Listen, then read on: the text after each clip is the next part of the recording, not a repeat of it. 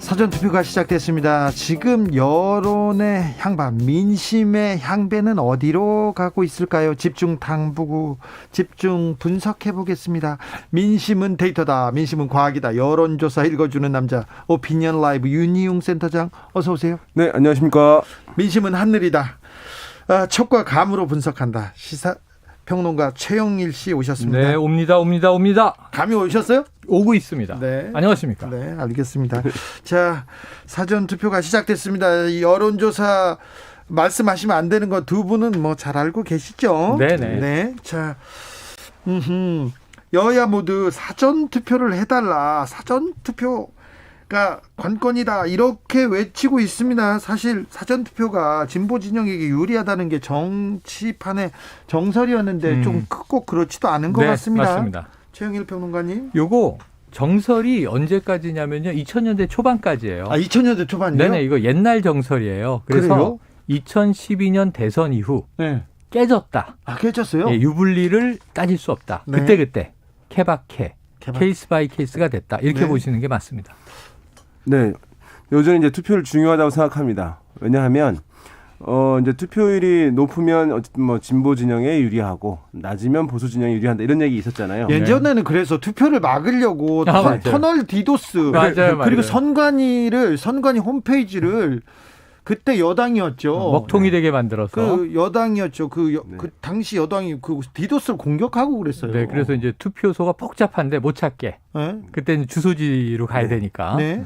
그런데 이제 그래서 투표율이 높았는데 당시 대선에 박근혜 후보가 당선된 적이 있었어요. 그렇죠. 네, 맞아요. 그래서 그때 이후로 이제 이 명제는 끝났다라고 네, 하는 게 2012 있었는데, 년. 네. 근데 어떤 용제가 정말로 이제 깨지려고 하는 그것이 거짓이다라고 하면 그 역의 현상도 발생해야 되는 거예요. 뭐냐면 투표율이 현저하게 낮았는데 진보 진영이 승리를 해야 되는 거예요. 네, 네. 그 사례는 아직 없는 거예요. 그렇기 때문에 저는 아직 이제 유효한 명제다라고 봤고, 아하. 그래서 지금 이제 사전 투표하고 있는데 지금 이제 어쨌든 진보 성향층 같은 경우는 사전 투표 이용률이 높을 수밖에 없잖아요. 네. 실제 의향도 높고, 네. 과거 선거에도 보면 사전 투표에서 이제 여당 지지층 지지율이 높게 나왔어요. 젊은 층이었어요. 네, 왜냐하면 직장인들이니까 이제 휴일에 만약에 휴일이 아니다 본선거일이 그러면은 사전 투표율이 더 높을 수밖에 없는 상황이기 때문에 이번에 사전 투표율에서 과연 투표율이 얼마나 높은지 여부가 왜냐하면 지금 여권 지지층들이 마지막 최종 결집을 좀 해서 격차를 좁힐 수 있냐가 관건이기 때문에 여전히 사전 투표율에서 이제 내일 휴일인데 얼마만큼 높게 나오는지 여부가 매우 중요한 이제 관건이다. 근데 이게 지금 여기서 이제 윤 센터장님에게 제가 반항하는 건 아니고요. 네, 하셔도 제가 늘 됩니다. 존경하고 있고 해요. 네, 괜찮아요. 이 일반 네. 여론조사의 지금 룰이 말씀해 주신 게 가장 일반적인 토대였어요. 네. 근데 그 이번 선거에서 깨지고 있는 게 자, 이제 지금 이 블랙아웃으로 들어가기 전 네. 3월 31일까지 발표됐던 여론조사들의 대부분이 세대별로 보면 여당이 다 불리한 거예요. 네. 그러니까 2030도 뭐 등 돌렸다. 네. 뭐 2030도 이번에는 보수화됐다. 40대도 예. 버렸다. 막 그런 기사 쏟아졌습니다. 40대가 유일한 지지 기반이었는데 그것도 팽팽하다. 네. 혹은 뭐 살짝 지금 야권으로 넘어갔다. 뭐 여러 가지 얘기들이 나오고 있어서 지금 일단 여당의 입장에서는 세대에 기댈 수가 없다. 전 세대에서 불리하다라고 전제하고 남은 기간 싸우는 게 중요하고요. 그래서 박영선 후보가 지금 이제 20대 청년층을 위한 공약들을 최근에도 내고 있는 거거든요. 마음을 한번 다시 돌려보기 위한 노력을 끝까지 경주하고 있는 거죠. 그런 측면에서 저는 이 세대론으로 봤을 때 젊은 층이 많이 가는 게 이번에 그럼 진보? 여당에게 유리할 것인가? 요거 좀 물음표를 던지고 시작하자. 맞습니다. 이런 얘기를 드리고 싶고요. 어떻습니까? 네, 그래서 이제 야당에서 왜 이번에 지난번에 이제 사전 투표에 문제 있다라고 했는데 이번에 사전 투표 참여 적극적으로 해야 된다라고 얘기를 하는 이유는 얼마 전까지만 해도 네. 선거 부정 얘기하고 사전 투표 조작설 계속 얘기했지 않습니까? 네. 그 국민의힘 진영에서. 네. 근데 이번에 어쨌든 말씀하신 이제 그 이전에 여론조사 결과들을 봤을 때 이른바 이제 20대 또는 30대 젊은 층에서조차도 국민의힘 후보의 지지율이 높게 나오기 때문에 이 사람들은 평일에 치러지는 본선거일에 투표하기 어려우니까 이 흐름이 지금 여론조사에서 앞서 있는 흐름이 그대로 선거 결과로 나오기 위해서는 20, 30대들이 대거 투표장에 나가는 것이 자기들한테 불리하지 않다라는 그렇죠. 판단하에 지금 적극적으로 참여를 양당 모두 독려하는 있다. 묘한 상황이 되었다. 그래서 사전 투표는 항상 이 진보는 독려를 해왔는데 투표율을 높이기 위한 노력을 진보층은 여였든지 야였든지 항상 노력해 왔어요. 근데 이 보수층은 조금 달랐어요, 입장이. 네. 바로 지난해 4.15 총선만 보더라도 네. 이때 사전투표에 대해서 상당히 의구심을 표하거든요. 네. 그리고 이제 선거 이후에는 사전투표에서 너무 여당 측에 몰표가 쏟아졌다. 네. 그럼 이 조작 아니냐라는 의혹도 이제 일각에서 나왔었거든요. 네. 네. 근데 올해는 전혀 다르게 사전투표에 대한 뭐 불신 없습니다. 많이 가서 투표하라고 지금 독려하고 있어요. 그렇죠. 그래서 그렇다면 여야 모두 독려하고 있으니까 여느 이 지자체 장 재선거에 비해서는 전 투표율은 좀 전반적으로 오를 것으로 예상은 해봐요. 굉장히 높아요. 사전 투표 첫날에 투표 종료 10여 분 남긴 현재 투표율이 8.3%를 넘어섰습니다. 네, 5시 현재 8.3이니까 그렇죠. 이제 6시에 마감이거든요. 그렇죠. 그러려면 이것은 9%는 확실히 넘어간다고 봐야 되는 그렇죠. 것이고 또 하나는 뭐냐 하면 금요일보다는 토요일이 더 높은 편이에요. 당연히 그렇죠. 예, 그러니까 사실은 이것은 20%를 넘을 가능성이 있는 거예요. 사전 투표율이. 그럼 계산법이 좀 복잡해지겠는데요. 850만 명 가량 하는 선거 서울시 투표 인단이죠. 네네. 그런데 거기서 200만 표를 모으면 이길 거다 이렇게 그렇죠. 얘기했는데 서울은 지금 투표율이 8.68%를 넘어가고 있습니다. 우리가 전체적으로 7.84%. 비교할 수 있는 지표를 말씀드리면 이제 10년 전 네. 박원순 시장이 당선될 때의 이때 이제 오세훈 당시 서울시장이 직을 버리고 사퇴해서 재보선이죠. 이때가 48.6%예요. 네. 근데 뜨거웠어요. 예. 근데 이번에 50%를 넘긴다면 재보선으로서는 상당한 열기다. 50%를 넘기면 누구한테 유리합니까? 50%선 제가 봤을 때는 그 50%선 여전히 국민의힘 후보가 지금 현재 지지율 격차가 워낙 크기 때문에 네. 유리할 것으로 보여요. 그러니까 민주당 후보에게 정말 유리하려면 제 생각에는 50% 중반대 55%. 까지는 이제 가야 아하. 제가 봤을 때는 좀 유리한 흐름들이 있을 수 있다. 그래서 50%선이 뭐 기준점이 될 수는 없다. 독입니다. 자, 추측. 네, 저는 뭐 초기니까 막 던지잖아요. 네. 막 저는 던져보세요. 52.5% 예상하고 있어요. 예상 네네. 52.5% 그 나왔어요. 머리에 이렇게 숫자가 떠올라요. 네네. 52.5%를 떠오른다. 예상하고 있는데 네.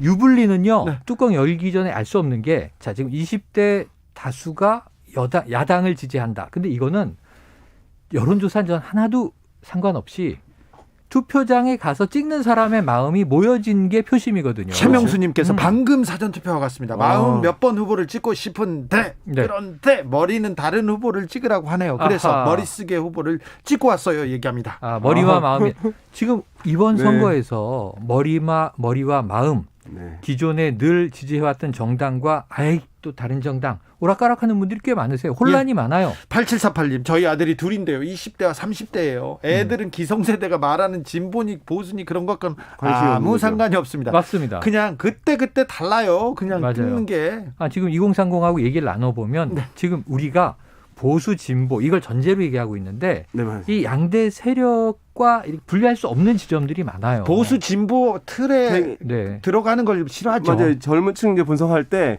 과거에 이제 20, 30대 같은 경우는 이념 지향성이 있어가지고 뭐 만약 학교에서 학습도 받고 해가지고 나는 뭐 보수다 아니면 진보다 이게 명확하게 이제 있었고 또 진보가 많았죠. 근데 이제 요즘의 특성들을 보게 되면 그런 이념 성향은 약화됐고 그런 상황에서 어떤 본인들의 문제, 사회의 문제에 대한 불만의 화살을 그 당시의 정권이 진보 정권이든 보수 정권이든 상관없이 그 정권에게 책임을 돌리는 경향들이 이제 있거든요. 네. 그런 흐름 때문에 지금 이제 조사 결과도 그렇게 확인되고 있는 것 맞습니다. 같습니다. 이번에는 여론조사가 좀 맞출까요? 네, 맞출 가능성이 이제 높다고 보죠. 왜냐하면 이분은 사실은 업계에 계시잖아요. 네. 이전에 여론조사. 우리가 2010년 지방선거 예를 많이 들잖아요. 네. 여론조사 그때 패배한 쪽이 어디냐? 여도 아니고 야도 아니고 여론조사다 이런 얘기 있었어요. 네, 네. 근데 당시에는 지난번 말씀드렸습니다만은 집전화 위주로 조사를 했기 때문에 이미 이제 50%도 안 됐던 거예요. 집전화 보유율이. 근데 센터장님 네. 그 이후에 미국에서 네, 트럼프 대통령 네. 대선 때 99%가 들렸지 않습니까? 맞아요. 자, 우리가 이제 트럼프 사례하고 첫 번째 당선될 때 그다음에 브렉시트 얘기를 많이 하잖아요. 네. 여론조사랑 선거 결과 달랐다 이 얘기하잖아요. 그럼 샤이 트럼프가 있었니 뭐 샤이 브렉시트가 있었니 얘기하잖아요. 근데 사실은 본질적으로 뭐냐 하면 그 어느 진영의 투표 의지가 높았기 때문이에요. 뭐냐 하면 나 트럼프를 지지하는 사람들은 트럼프가 나의 일자리를 지켜줄 것이다. 또 브렉시트를 지지하는 사람은 브렉시트를 해야지 외국인 이민자들을 막고 내 일자리를 지켜줄 것이다라고 한 사람들은 투표장에 훨씬 더 많이 나간 거예요. 반대쪽은 여론에서는 그쪽이 더 높았지만 그러니까 브렉시트에서는 안 된다는 쪽 또는 트럼프가 돼서는 안 된다는 쪽이 높았지만 이 사람들의 투표 의지는 약해서 덜 나간 거예요. 투표장에. 그렇죠. 그렇기 때문에 이 선거 결과와 여론조사는 항상 틀릴 가능성이 있어서 우리가 항상 얘기하는 것이 투표율이 중요한데 뭐 투표율이 중요하냐면 지지층의 투표율이 중요하다. 그러니까 어느 지지층에서 맞아요. 투표 의지가 끌어올려져서 네네. 더 많이 나가냐에 따라서 여론조사와는 다른 결과를 낳을 가능성은 여전히 존재한다. 저는 또 막 던져보겠습니다. 사전 투표율이 높을 것 같아요. 네. 네. 이번 이번 이 재보선에서의 사전 투표는 전 야당에게 유리할 것으로 봐요. 사전 투표가요? 이건 밴드웨건 현상이다. 네. 왜냐하면 화난 사람이 먼저 찍으러 가거든요. 네. 그러니까 나 이번에 반드시 찍 거야 이렇게 그렇죠. 결심을 했는데 목마른 사람이 우물을 파는 거죠. 수요일날 임시공휴일이 아니라네? 네. 그러면 수요일은 임시공휴일이 아닐 뿐 아니라 주소지의 지정투표소로 가야 돼요. 그렇죠. 그렇죠. 그럼 직장과 집이 멀면 저 죄송하지만 투표 좀 하고 오겠습니다. 그래 그럼 1시간 내에 갔다 와. 근데 3시간 걸리는데요. 가지 마. 뭐 이런 문제가 생길 가능성이 높아요. 그렇죠. 물론 투표는 다 모든 직장이 보장해야 되지만 이런 이제 현장에서의 애로사항이 있을 수 있습니다. 그래서 그러면 안 되겠다. 주말에 미리 찍어놔야지. 화난 이 유권자들이 주로 사전 투표에 몰릴 가능성이 있어서 이 밴드웨건이라고 보는 게 지지율이 지금 잘 나오고 있는 야권에 쏠림이 있을 수 있다. 근데 네. 문제는 그리고 나서 계속 이제 분석이 나올 텐데 지금 여당이 불리하다는 분석이 나올 거예요. 예. 그럼 여당 지지층 이게 이제 샤이 진보예요. 우리가 네. 얘기한 이번 선거 지금 명분도 없고 후보 안 냈어야 되는데 냈고 찍기도 여러 가지. 네. 마음이 안 가. 그렇죠. 그리고 또 뭔가 이 부동산 문제 좀 안정화되고 해결될까 했더니 내부에서 자책골이 계속 나와요. 네. 김상조 전 실장 지금 박주민 의원 얘기 계속 나와. 언론에서 계속 돌아가요. 그러니까 위축돼 있어요. 그러니까 네. 지금 심판해야 돼. 이 얘기는 목소리가 높아요. 그렇죠. 이 오프라인에서. 네. 근데 아니야 민주당 지켜야지. 문재인 대통령이 잘하고 있잖아. 이 목소리 작아졌어요. 상대적으로. 근데 이 사람들이 내 지지층이 지금 불리하다네. 네. 그 본투표로 갈 가능성이 있어요. 이건 이제 밴드웨건의 반대 언더독 효과예요. 그렇죠. 우리가 불리해. 그래 본투표의 투표율이 높다면 이건 민주당에 유리할 가능성이 있어요. 합산했을 때 말씀하신 대로 어느 당 어느 후보를 지지하는 실제 사람들이 투표장에 가서 이게 투표는 총알보다 강하다. 링컨의 얘기 아니겠습니까? 네. 이걸 찍었느냐 쐈느냐에 따라 결과가 달라지겠죠. 이제 사전 투표를 이제 우리가 분석하잖아요. 제가 봤을 때 선거 이제 한두 번 치르면은 사전 투표가 어디에 유리하고 불리하니 이런 얘기 없어질 거예요. 왜냐하면 이미 이제 한 최종 투표율의 한 3분의 1 가량 사전 투표에서 이루어지는 것이거든요. 알겠습니다. 그래서 이제 사전 투표는 이미 보조 선거가 아니라 일상화되고 보편적인 선거 도구다. 네. 라고 이제 보시는 게 맞습니다. 8271님께서 아직도 서울시장을 누구 뽑아야 할지 결정을 못하고 있습니다. 그런 분도 계시죠. 저는 경기도민입니다. 얘기합니다. 아이고, 그런데 아이고, 경기도민들도 그렇고 다른 도민들께서 이번처럼 서울 시민이 되고 싶었던 적이 없어요. 이런 사람도 아니 많아요. 지난번에 TV 토론을 했는데 네. 이 지역별 시청률을 보니까 네. 대구 경북에서 가장 높게 나왔어요. 그렇다니까요. 전국적 관심사입니다. 네. 0337님께서 예측입니다. 55% 넘습니다. 아. 누구에게 유리 불리가 아니라 네. 관심의 정도가 높아졌기 때문이에요. 그러면서 얘기합니다. 투표를 해야 되는데 3349님께서 장자크 루소의 사회경론이라는 책을 보면요. 국민은 선거 기간 동안만 자유롭다는 말이 있습니다. 맞아요. 부디 선거 후에도 국민으로 하여금 자부심을 가질 수 있게 해주면 좋으련만 얘기합니다. 잠시 쉬었다가 영앤 응운 6시부터 이어집니다.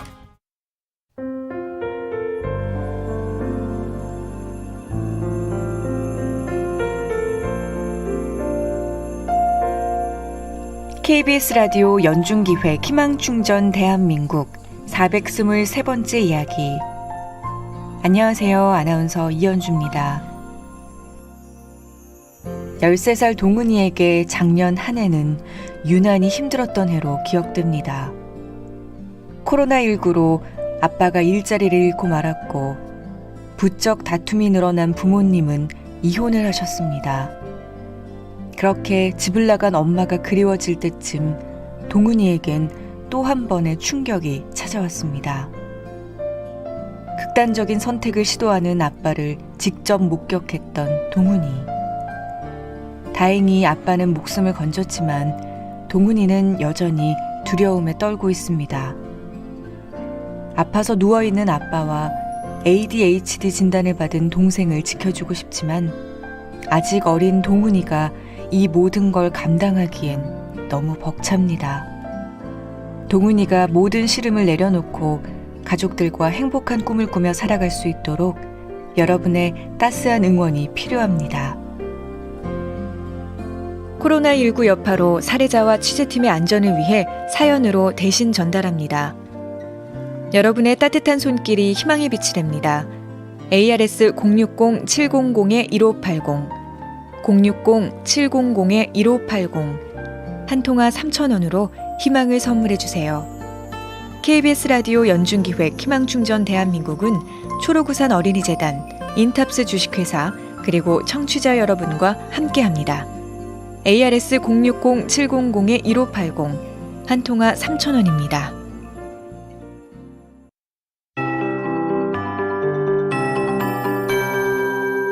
KBS 58분 날씨.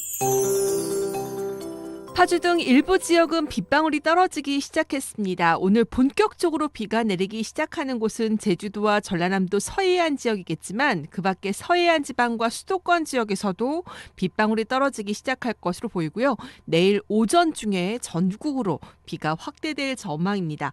중국 상해 쪽에서 발달한 저기압이 점차 서해상으로 다가오면서 우리나라에 영향을 미칠 것으로 보이기 때문인데요. 내일 전국에 걸쳐 비가 내리고 일요일까지 이어지다가 일요일 오후에 대부분 그칠 것으로 보입니다. 전남권만 일요일 밤까지 이어지겠고 이번에 비의 양이 중부지방과 경상북도 북부, 제주도 지방을 중심으로 30에서 80mm, 전라남도 남해안과 경남권 해안, 경상북도 남부와 울릉도 독도는 20에서 60, 그 밖의 지역도 10에서 40mm로 다소 많은 비 예상되고 있습니다. 게다가 지금 제주도 지방의 경우 강풍특보가 내려져 있고 내일 오후까지 바람이 무척 강하게 불겠고요. 남해안 지방도 강풍이 동반된다는 점 염두에 두시기 바랍니다. 그리고 비가 내리기 때문에 내일은 차츰 기온이 떨어지겠고 일요일은 더욱 낮은 기온 탓에 강원도 산지는 비가 아닌 눈이 내려 쌓이는 곳도 있다는 점 미리 기억해 두시기 바랍니다. 내일 낮 최고 기온은 서울 지역 16도를 비롯해 전국 12도에서 21도 사이가 되겠습니다. 지금 서울 기온은 21도입니다. 윤지수입니다.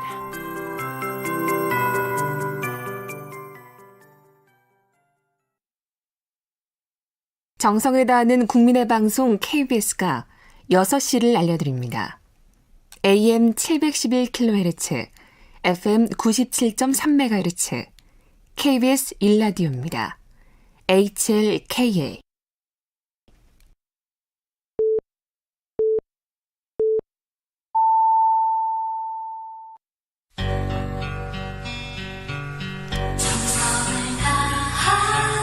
정성을 다하는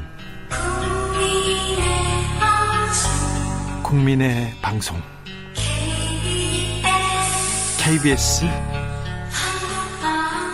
주진우 라이브. 그냥 그렇다고요. 4월 7일 재보궐선거 특집으로 저희가 정치연구소 말고요, 민심연구소입니다. 여론조사 연구를 하는 곳으로 저희가 영앤웅 꾸렸습니다. 4.7 재보궐선거 특집입니다. 이번 4.7 재보궐선거는 서울시장, 부산시장, 그리고요 기초단체장 중에 울산 남구청, 그리고 의령군수, 경남 의령군수를 뽑기도 합니다. 광역의원 8곳과 기초의원 9곳도 뽑습니다. 그러니까 21곳에서 그렇죠. 선거가 열립니다. 그런데요, 선거가 내일 모레인데 의혹들은 아직도 끊이지 않고 있습니다. 박형준 부산시장 후보 또 의혹이 나왔어요. 이거 좀 심각합니다. 또 의혹이 나왔어요. 이건 과거 선거에서 네.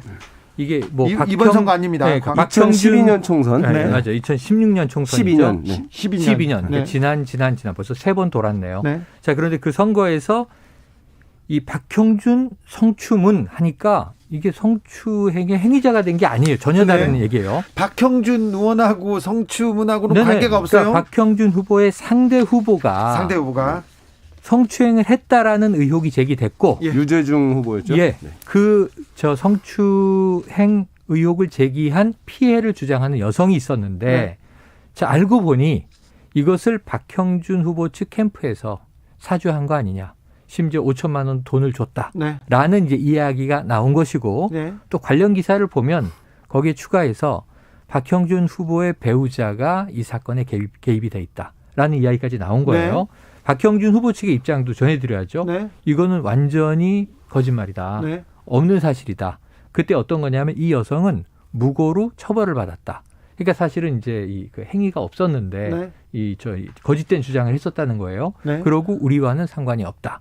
그런데 여기에 대해서 또 유 후보 측의 이야기도 나오고 있어서 사실은 좀 복잡하게 흘러가고 있네요. 그래서 지금 이게 부산에 이제 일간지 국제신문이라고 네. 있는데 거기서 이제 보도를 한 것이고 시작했죠. 이제 2012년 최근에는. 그 사건 관련한 이제 검찰 기록, 조사 기록들이 기록, 수사 나왔어요. 기록을 네. 이제 오픈을 이제 한 것이 추가적으로 나온 것인데요. 만약에 이제 사실이라면 상당히 이제 파장이 크죠. 약간 이제 놀랄 일이긴 하잖아요. 이것이. 네. 왜냐하면 정치 공작이죠. 공작이 것이기 때문에 그 당시에는 실제 그렇게 했음에도 불구하고 정작 공천은 유재중 후보가 그 공천이 경선에서 됐고 이겼어요. 또 당선이 됐어요. 맞아요. 네. 그 당시 박형준 후보는 경선에서 지자 새누리당인가요? 새누리당을 탈당하고 무소속으로 나왔죠. 나왔는데 유재중 후보한테 졌죠. 또. 네네. 박형준 후보는 사실은 이제 2008년 그 전에 한번 이제 의원을 했는데 2008년에도 출마를 했는데 당시에도 이제 안 됐어요. 근데 2008년에 왜 이것이 이제 회자가 됐냐 하면은 2008년인 이명박 정부가 출범하자마자 치러지는 4월 맞습니다. 총선이었어요. 맞습니다. 이명박 정부의 황태자 황태자였는데 안 됐던 거예요. 그렇지. 그래서 상당히 이제 왜 안 됐느냐라고 했는데 그 다음에 다시 도전을 이제 2012년 했는데 그때는 친박 세력이 이제 부상을 하고 맞아요. 할 때였던 것이거든요. 네. 친박 그래서 다시 한번 도전을 세력이 했는데 여당 속의 야당 역할을 예, 하던 때니까. 안 돼서 이런 상황이어서 했는데 지금 나오고 있는 사건들 여러 가지 뭐 LCT 건이든 이런 것들이 있는데 그런 것들은 이제 감정을 시민들의 유권자들 감정을 상하게 할 수 있는 문제이긴 하지만 또 여러 가지 법적인 문제에서는 또 피해갈 여지도 이제 있을 텐데 이 사건 같은 경우는 실제 수사 기록도 있고 만약에 그것이 이제 사실이라고 한다면은 상당히 이제 큰 파장이어서 선거 결과 이후에도 사실은 논란이 될 수밖에 없는 그런 사안이 아닐까 싶은데 문제는 이제 지금 투표가 사실은 시작된 상황이고, 그렇죠. 네, 그리고 어떤 분들은 이제 이 정보를 모든 사람들이 쉽게 이것을 수용하거나 알아들을 수 있는 건 아닌 측면이 있으니까 확산에 또 제약이 있는 측면들이 있어서 어느 정도 실제 결과에 효과를 줄지 영향을 줄지는 좀 지켜봐야 될 것 같아요. 아직 다음 본선거까지는 시간이 있습니다만. 그런데 사실은 이 사건 이전에도 네. 박형준 후보의 경우에는 의혹의 가지수가 굉장히 많아요. 네. 처음에 LCT 특혜 의혹으로 시작했고 또 딸의 입시 비리 문제가 관련해서 터졌고 그다음에 지금 이게 엄중한 문제인데 MB정부 당시에 민간인 사찰에 네. 홍보기획관 이제 또 이 정무수석으로 이것을 알았느냐 지시한 바 있느냐 없느냐인데 지금 모두 다 강력한 부인으로 왔거든요. 네. 근데 이거는 같은 정치 세력 내에서 과거에 있었던 일인데 네. 요건 좀 약간 자극성이 강한 거예요. 네. 왜냐하면 이 부산 시민들이 기억을 잘 하고 계실 거예요. 이때 2008년 대선에서는 오히려 같은 한나라당에서 새누리당으로 넘어가는 과정에 2008년은 이 친박계가 굉장히 불만이 많았어요. 왜냐하면 공천 학살을 당했죠. 친이계로부터. 네. 근데 그 다음 2012년은 이 박근혜 전 대통령이 비대위원장을 맡고 당명을 새누리당으로 바꾸면서 정반대의 일이 벌어지죠. 친박계가 친이계를 공천 학살했다. 이게 내부에서 이게 친이계 친박계 이 계파 갈등의 원류거든요. 어찌 보면. 근데 그게 지금 다시 한번 건드려진 거예요. 그래서 어찌 보면 이 좀 기성 유권자들, 보수층을 오래 지지해온 사람들이 이게 보통은 파가 갈릴 가능성이 큰 이슈입니다. 네. 근데 문제는 시간이, 네. 타이밍이 좀 늦었다. 제가 보기에는 그런 생각이 아무튼 드네요. 새누리당 내부 경선 과정에 성추문이 있었다고 이렇게 폭로한 여성이 있었는데 네. 이게 공작이었다 이런 내용인데 그렇죠. 이 진행 상황 어떻게 되는지 좀 지켜보겠습니다. 그래도 네. 끝까지 진위는 우리가 확인을 해야겠죠. 예. 오세훈 후보에 대한 새로운 의혹도 또 제기됐습니다. 새로운 의혹이 이게 좀 묘합니다. 그러니까 계속 오세훈 후보가 가장 명쾌하게 팩트 체크를 못 해주고 있는 대목이에요. 네. 그러니까 이 처가 땅, 내곡동 땅을 알았느냐 몰랐느냐.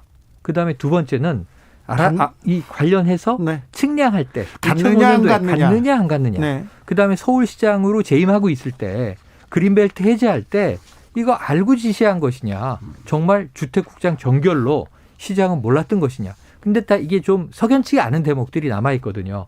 그런데 거기에 핵심적으로 자 측량 당시 날짜도 나왔고 장인이 간 건 맞고 장인이 서류에 사인을 했고 네. 땅의 소유주는 큰처남이고 근데 큰처남은 안 간 게 거의 확실해진 게 오후 1시 반부터 학교 행사에 반나절 내내 있었다는 게 확인돼서 어제 KBS 기사에 나왔습니다. 그래서 측량한 위치에 가서 있긴 시간이 안 맞아요. 스케줄이. 자, 그러면 이제 오세훈 후보만 남습니다. 그런데 지금 불법 경작이라고 지목했던 두 사람의 당시 경작자가 봤다. 측량 팀장이 봤다. 근데 이제 여기서 생태탕 집에 가서 점심을 먹었다는 증언이 있었는데 생태탕집 사장님, 주인 아주머니가 계시고 예. 그 아들이 있는데 두 사람은 명확히 봤다. 똑똑히 기억하고 있다.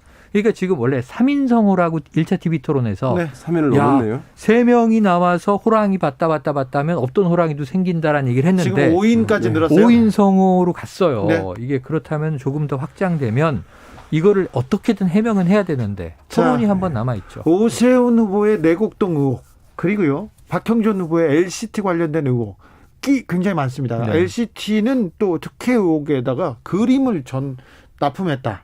그리고 그림 관련된 의혹들은 좀 더 많이 나와요. 국회 네, 그림 네, 네. 얘기도 네, 나오고 뭐 이제. 사과나무. 예, 식당도 네. 있고.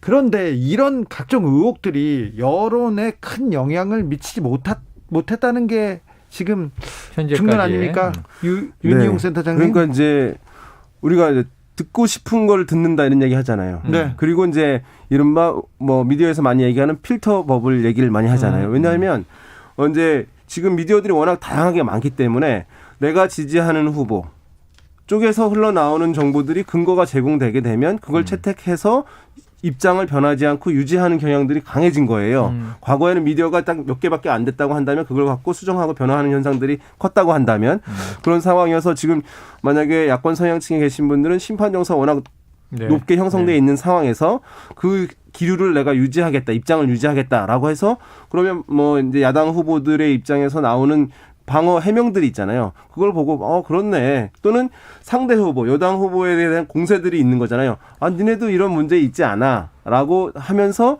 자기 입장을 이제 합리화하고 유지하게 되는 그런 현상들이 지금 최근 선거들에서 이제 많이 나타나는 것이거든요.